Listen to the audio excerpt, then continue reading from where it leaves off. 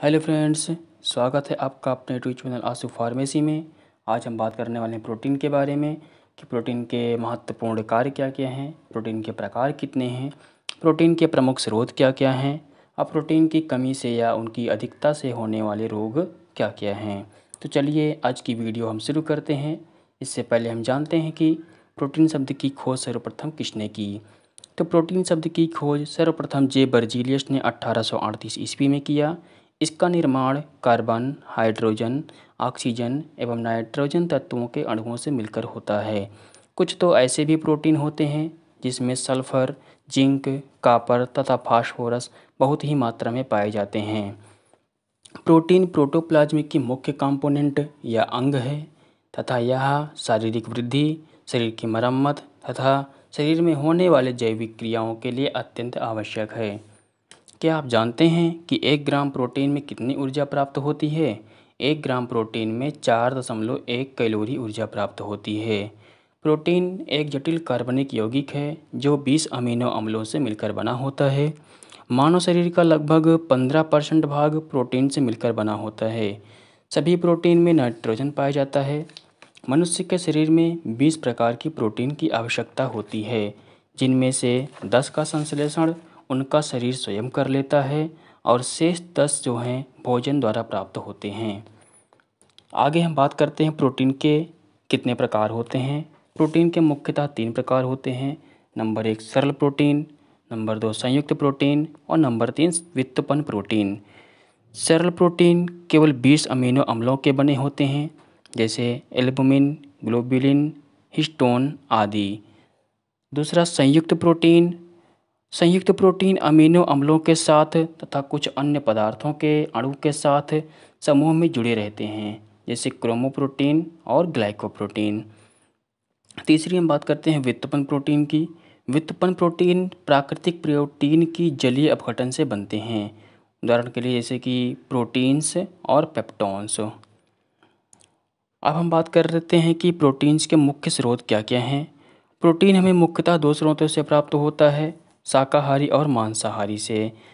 तो शाकाहारी स्रोत के लिए क्या क्या चीज़ें आवश्यक होती हैं, जैसे सोयाबीन, दूध, मसूर, चना, मटर, उड़द, राजमा, गेहूँ, मक्का इत्यादि।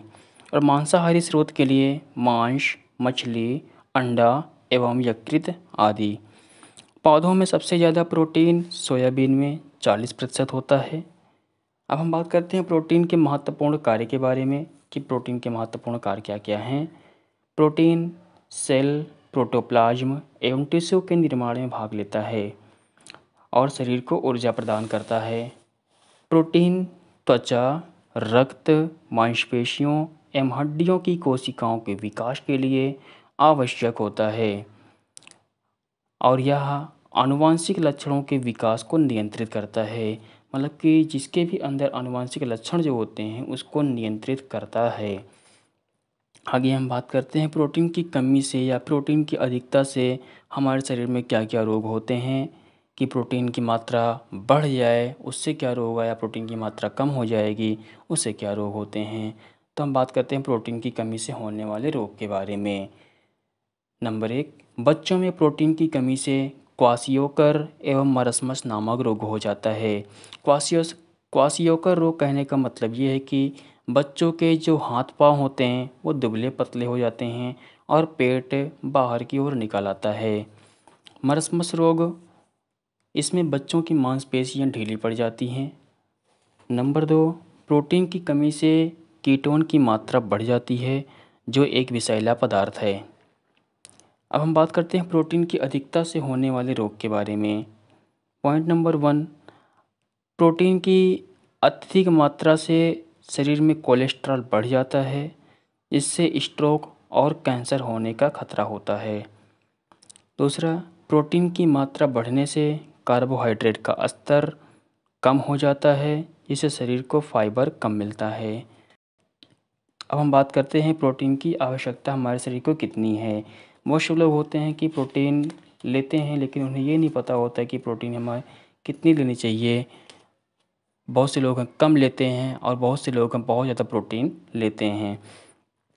तो इसके लिए वीडियो में बने रहिए। ये जानकारी आपके लिए बहुत ही महत्वपूर्ण है।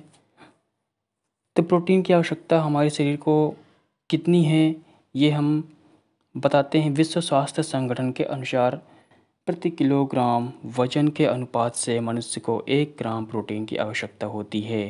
कहने का मतलब ये है कि यदि आपका वजन 50 किलोग्राम है तो डेली आपको 50 ग्राम प्रोटीन की आवश्यकता है।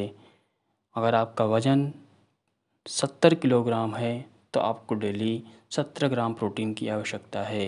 हाँ, थोड़ा बहुत कम ज़्यादा हो सकता है, लेकिन ये नहीं कि आपको 70 ग्राम प्रोटीन, अगर 70 किलोग्राम वज़न है, 70 ग्राम प्रोटीन की बजाय अगर आप 100 ग्राम प्रोटीन्स ले रहे हैं तो भी आपके लिए यूजफुल नहीं होगा। अगर आप 50 ग्राम प्रोटीन ले रहे हैं 70 किलोग्राम वज़न में तो भी आपके लिए सही नहीं है। तो तब तक के लिए नमस्कार दोस्तों।